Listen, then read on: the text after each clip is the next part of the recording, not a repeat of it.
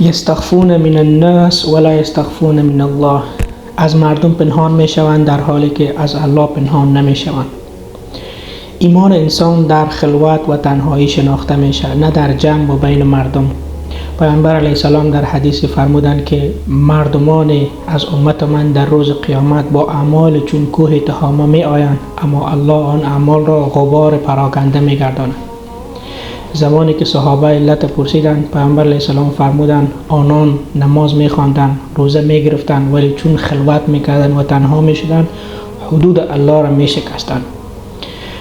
و در حدیث دیگر پیامبر علیه السلام می فرمایند که بعد از من فتنه بزرگتر و خطرناکتر از فتنه زنان برای مردم نگذاشتم. و این فتنه امروزه نه فقط در کوچه و بازار بلکه در موبایل ها و پیام های پنهانی این فتنه موجود است.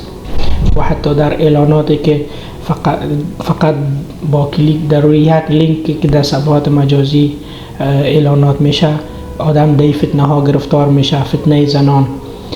و باید مواظب باشیم همونطور که در جمع از گناهان پنهان میشیم، از مردم پنهان میشیم که ما رو در گناه نبینن، باید که در خلوت ایمان خود نگاه کنیم و در خلوت از الله متعال بترسیم، چون که در روز قیامت اعمال نیک ما، روزه و نماز ما مثل غبار پراکنده و گم میشن. و سببش این است که در خلوت و تنهایی الله را فراموش میکنیم و به گناه میپردازیم.